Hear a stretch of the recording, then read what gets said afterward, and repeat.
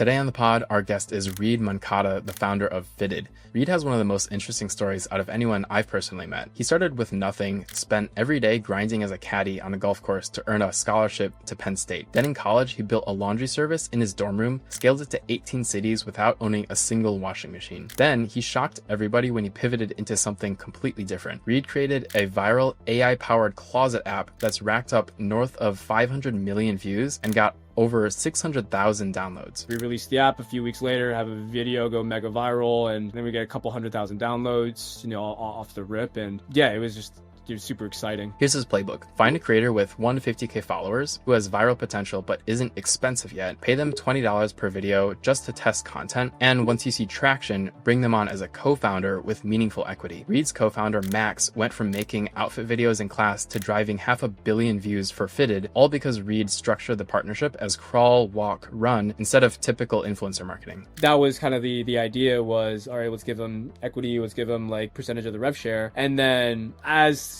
things come along, right, it's like, hey, like I'm putting in a lot more work, I want more equity. Hey, I'm putting in more work. And any normal relationship, founding relationship, employee relationship, just over time, right, you put in more value, you put in more effort, and we expect increases. In this pod, we break down the exact formula Reid used to get app downloads for 1 cent to 15 cents each, why he's now launching a crypto token that's doing $250,000 in volume daily, and how he's positioned Fitted to become the AI resale marketplace, sitting on hundreds of millions of dollars worth of closet data. This is Reid Mankata's advice on going viral, building with creators, and bringing 100 million people into crypto through consumer apps. This is the Super Well podcast, and I'm Joseph Choi, founder of Consumer Club. The members in the Consumer Club Discord and the founders I interview on the pod build apps at a median of about $1 million ARR. In my conversations with dozens of these founders every week, one thing I've noticed is most of them A/B test their paywalls to increase their conversion rates and make more money. Now, most people know that one of the best ways to A/B test paywalls is Superwall. But one thing you might not know is Superwall has a lot of data on the thousands of apps that use their paywalls. So recently they actually put together a tool that takes 422 profitable paywall experiments and put those into a paywall experiment generator where you can upload a screenshot of your own paywall and it'll give you an experiment idea to increase your revenue. You can use it for free at paywallexperiments.com. All right, let's get into the pod. You've said that your apps have gotten downloads for 1 cent to 15 cents per download. That's kind of insane. How do you accomplish that? Have really good organic videos, and then you put ads into them. And so I'll go way back. So, I mean, my first foray into like realizing TikTok could be a hack is watching my friend Max Gomez build his brand Breathwork. So this was 2020, kind of like right off the tail end of, right when like TikTok was getting poppin'. And, I watched his TikTok account grow from like 0 to like 3 million followers on TikTok, and they drove all this traffic and engagement. And the playbook was find a content creator that had an audience that is overlapped with the target market that you're going after, give them meaningful equity and upside into the company, and then bring them on board. And when I set forth on building Fitted, I had 6 friends send me this TikTok of who is now my co-founder, Max, who created this outfit generator for himself in class, and it went viral. And I reached out to him on every single platform imaginable, LinkedIn, Instagram. I guessed his email, you name it. And before I even had a product, and I would pay him $20 a video to just cook, and it worked. And he would get videos with like 20 to 30,000 views. And we didn't even have a product, and he was just talking about his fashion. So I was like, okay, there is something here. So we did that for a little bit, went cold, and as fate had it, he lived in LA and he graduated without, anything lined up after. And he said, hey, I'm down to go all in. And at this point, we were still like really bootstrapped. And I raised like 10K from a homie, and I flew everyone out from my team into a apartment in Palm Springs. And for a week, we just like cooked with the devs and our content creator, and it was like magic. That first day, we woke up with a video that had 2 million views, and then we threw on a wait list, and then we got 100,000 people on the wait list, and yeah, it was just like pretty crazy. And then we built that initial momentum, and then we just kept riding it. In the past year and a half, I'd say that we have a video go viral about like once a month, and really the playbook is just like just keep finding new content formulas, and then keep iterating, and then just keep cross posting them across all of our socials. And then with the ones that hit, you just put ad dollars behind them, and you have a really compelling video, and you're not really selling the user, it all kind of trickles in. At first, when we started, it was a web app, and it just didn't convert. I mean, we did pretty well, all things considered, but it wasn't that breakout success that we were looking for. And it was really clear that web apps just didn't really resonate with our audience. And so after we released the web app and growth kind of stalled, it was clear that we needed to build a mobile app. And, we spent the $1,400 on a 15-minute call with Nikita Beer, and that was his 2 cents. And so then it was 6 grueling months of just like locking in with my team and pushing out the mobile app, and just like clockwork, right? We released the app a few weeks later, have a video go mega viral, and, we're at, then we get a couple 100,000 downloads, off the rip. And it was just, super exciting. That's amazing. What was that first 2 million view video? My first taste at virality was in 2021, and Fitted has had a lot of different arcs. The lore of Fitted is that I've been working on it for 8 years, and it originally started as a laundry service. Like, I started it in college. I wasn't technical, caught an entrepreneurial bug, wanted to build a business. And Fitted first started as an on-demand laundry service. I go to your house, I pick up your laundry, your dry clean, take it to a cleaner, bring it back. Scaled this to 18 cities without owning a single washing machine or van. And my first taste of virality was on TikTok. I had just about given up on TikTok, and one of my early investors was just like, give me the account. Let me try something.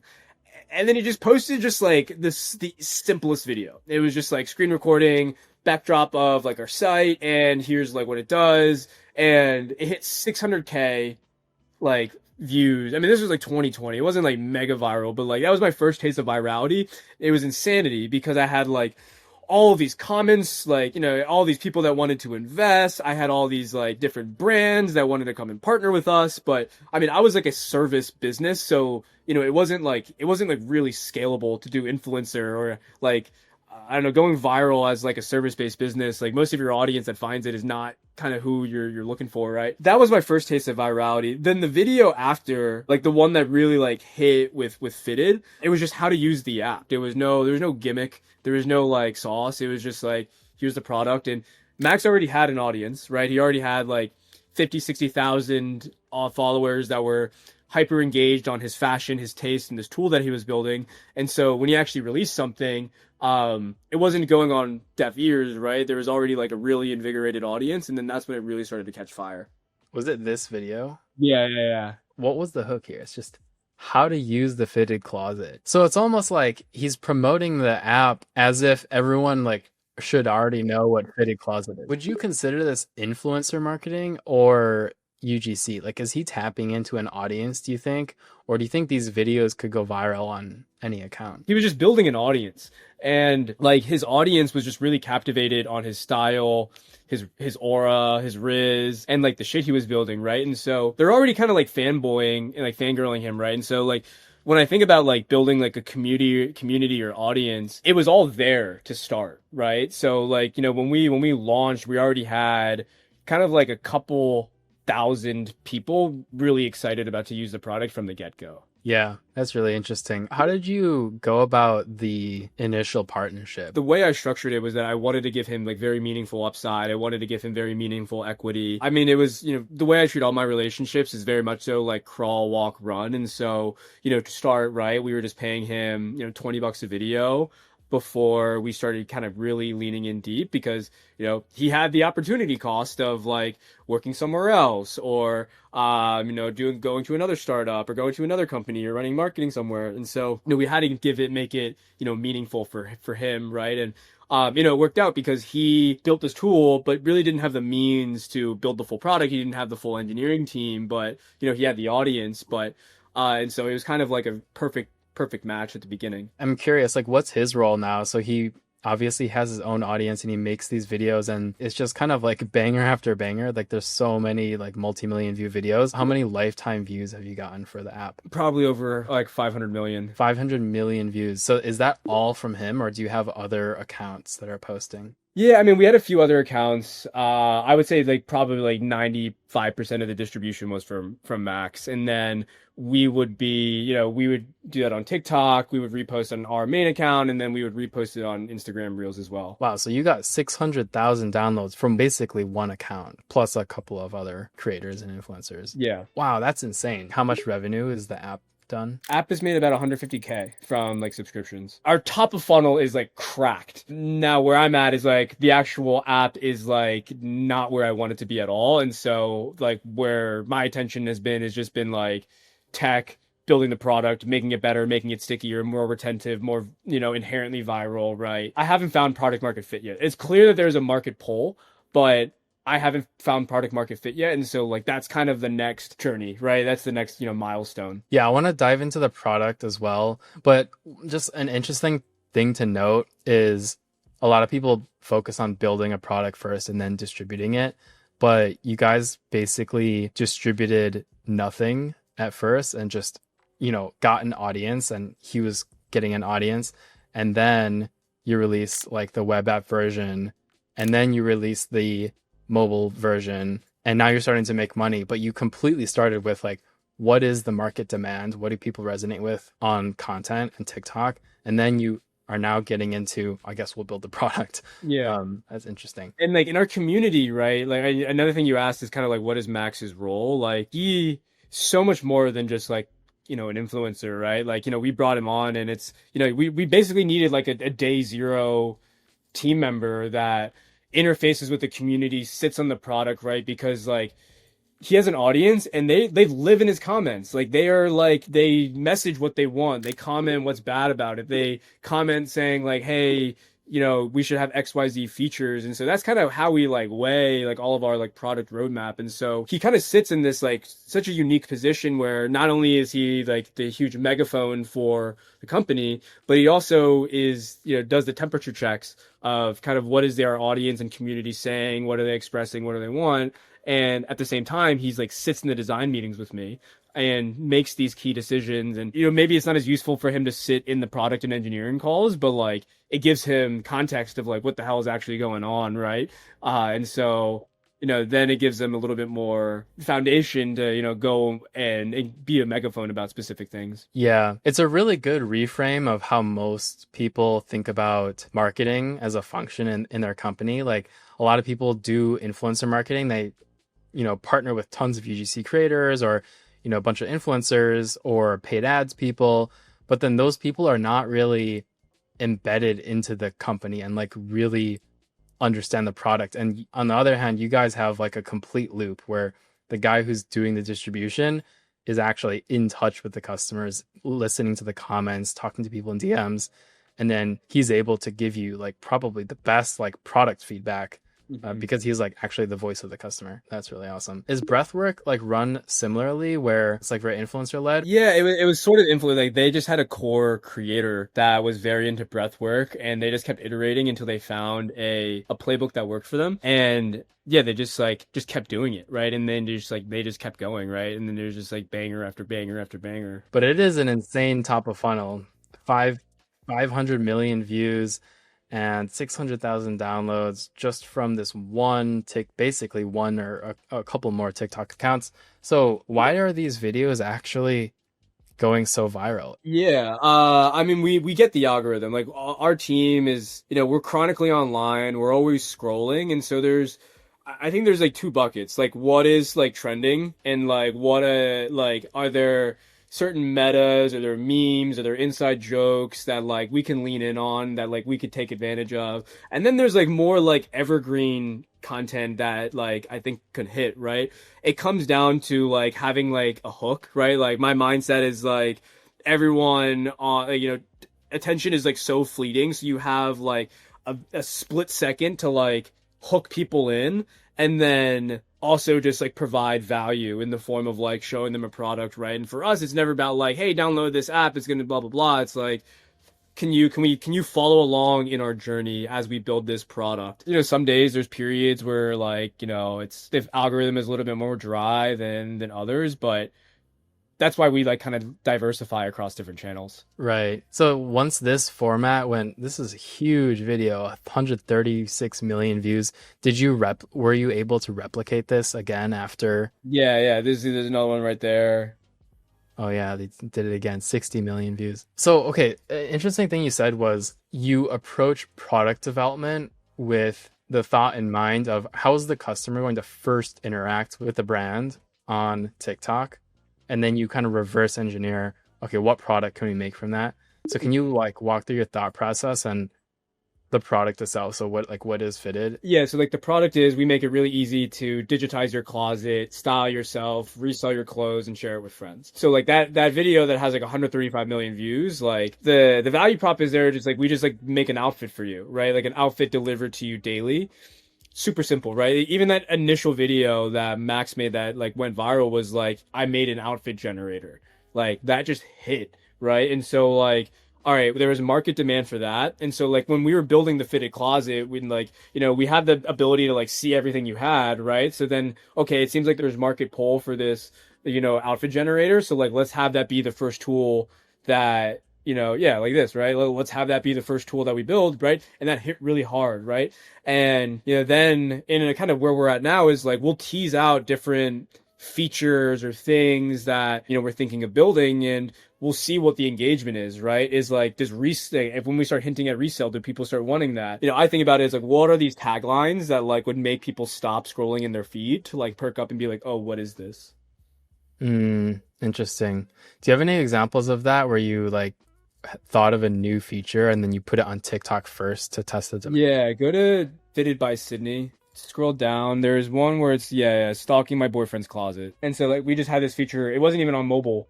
And it wasn't on mobile, it was just on a web app. And so I was like, oh, let's see if this hits.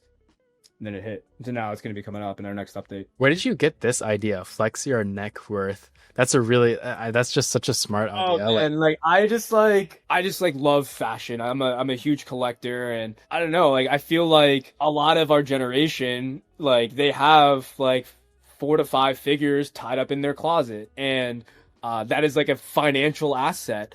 And I mean, for some, they want to keep that private, but like if you think about like dudes and guys that like want to flex, like they want to show off what they have. And I thought neck worth was just like a funny term that kind of hit. Has that done well on TikTok? I imagine it's sort of like a not really controversial, but sort of edgy, like viral. Full flywheel isn't there yet, but I think it will. So like I guess I'm just gonna give out all my sauce, but like there's gonna be a flow where like you can just like quickly share like the most expensive pieces in your closet and like share it to like your Instagram or your Twitter, stuff like that. And I have a feeling that'll hit really hard. What's the direction of the product now? Like what signals are you getting from TikTok, and what direction is that pushing you? I am transitioning out of this mindset of building a like indie hacker scaling MRR to then like let's build a generational business that retires my bloodline. And so that happens by winning market share, by instead of like fighting over MRR, it's like winning market share. And so currently I'm hamstringing user growth because my app is hard paywalled, and we've been experimenting with a lot of different like revenue streams. And so in the next 2 updates, we're going to be making the app entirely free so that anyone can use the app and upload as many pieces. And we're going to have like different kind of like paywalled features, of course. But and then once that's out, it's just going scorched earth on partnerships, influencer marketing, celebrity marketing, athlete marketing, brand marketing. Because we're building like a really interesting ecosystem, right? Like fashion is a $1 trillion industry and everyone's closets are offline. And I'm like farming closet data, right? There's, over 2 million pieces uploaded to Fitted, right? I know people's favorite brands, colors, styles, spending habits, lifestyle, favorite sports team, how often they go to the gym, right? Like brands know what people buy, but they have no idea what we actually wear. And 2, I have hundreds of millions of dollars worth of clothes uploaded to Fitted, right? And we are so uniquely well positioned to become an AI resale marketplace. And so that is also the kind of the next iteration, of Fitted as well. And then I also have this token, Fitcoin, which is, doing close to $250,000 in volume a day. And, I'm building this huge audience and community on on Twitter, over the future success of Fitted. And the future success of Fitcoin is tying it into the product, building like a flywheel so that I have consumers, I have brands, and I have speculators all bidding on the same token. That's wild. The AI part is really interesting. These people are actually using the app. They're uploading their own clothes. You can feasibly say like, oh, you're wearing these clothes. Like you would probably want to buy these similar clothes, right? So it's like people are feeding you data. Amazon doesn't even have that, like Amazon doesn't know exactly what's in my closet, or Shopify, right? They only know what I'm buying, but they don't know like everything in my closet. You have that data. It's an interesting formula for these like bootstrapped apps that could turn into like venture scale apps. Because once you have that moat, which is the data that could feed the AI, it could turn into a much more generational company, like you said. Do you see that model happening anywhere else besides fashion, like in any other verticals? Or do you think that it could be applied to any other like AI viral apps? Yeah, and that's the whole beauty of ICM, which is kind of in the Believe Launchpad, which is what we launched, right? There's a lot of these other tokens and products that are just doing exceptionally well. Dupe is an example, is a platform that makes it really easy to find like cheaper furniture. You upload a picture of something and it finds you like a duplicate price. I've like taken a lot out of their growth playbook on like TikTok and Instagram.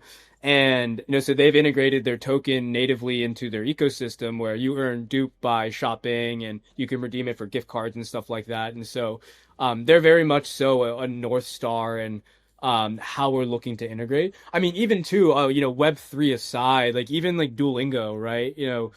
Duolingo has gamified the entire experience around their app using like gems and tokens and coins, and consumers are used to that. And so zooming out, like my thesis is that consumer apps are going to be what drive the next 100 million consumers into crypto, into Web3. And if I kind of mask the purchasing of Bitcoin behind an in-app paywall that consumers are really used to, right? I've like subconsciously onboarded them into like our ecosystem without them even knowing, and now they're able to integrate into our app and do all like the fun features and stuff like that. That's interesting. You're almost like operating at like a public company in a way, where you have your shareholders, which are the people that buy the token, and then you have like the customers, and you're actually operating the business. Yeah, pretty interesting. So yeah, what about the partnerships? Yeah, you mentioned you have some big names. So this summer we collaborated with Paramount. We were the official virtual closet of the movie Clueless, which is like a chick flick, came out in the mid-90s, that had a virtual closet in it. So that was super cool. And then last month we announced our partnership with Poshmark. So we have an integration with our app to facilitate a one-click resale experience. So you click, build your closet, here's a piece, you click a button, and then then boom, your clothes are listed on Poshmark. And then tomorrow we're announcing our partnership with TaskRabbit to basically enlist their 20 to 30,000 taskers to tap in and help you digitize and catalog your closet. So closet organization is a top 15 task on TaskRabbit.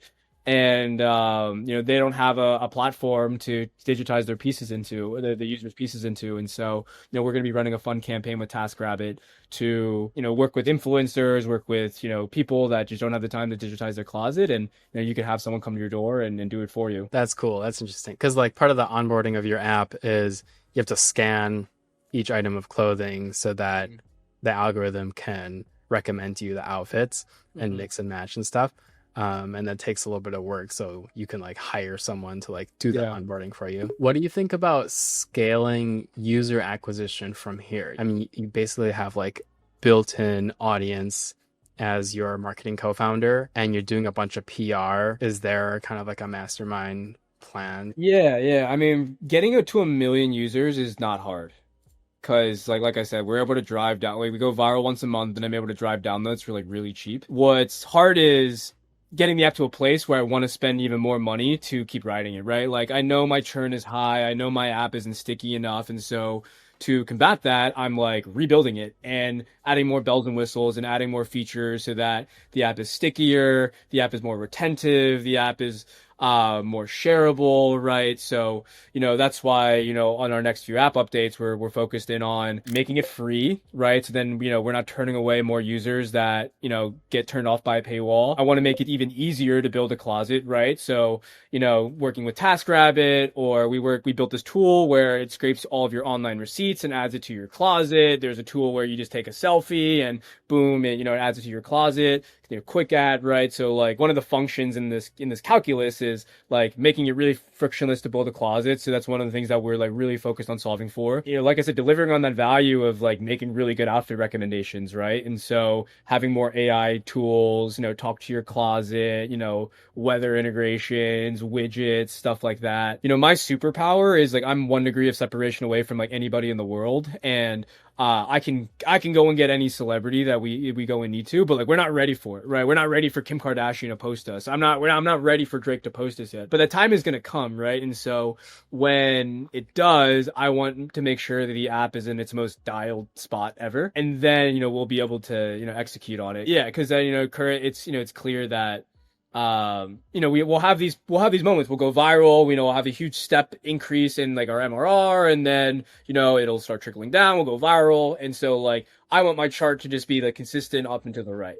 And so to get there, it's just iterating on the product. I want to kind of unpack that a little bit, how you would replicate this in another industry, because I feel like there's a lot of influencers like this out there where they're not really monetized. Like they're building really powerful, thriving communities and audiences, and all they do is like shill random e-commerce products. Like there's just so much potential there to combine that powerful audience with a really good app. What industries would you say potentially might have some of those? The same way that there's product market fit, there's founder market fit. And I was just so lucky because like for Max, right, like it was a match made in heaven because he told me his favorite thing to do was get dressed in the morning. And so for any product, right, it's like, who is that creator or who is that persona that has that same desire and burn and, that fire under their ass to like go and actually like build something and like figure it out. It's not easy, but also at the same time, these people are like very visible. Because if you go to like someone that has like 50 to 100,000 followers, like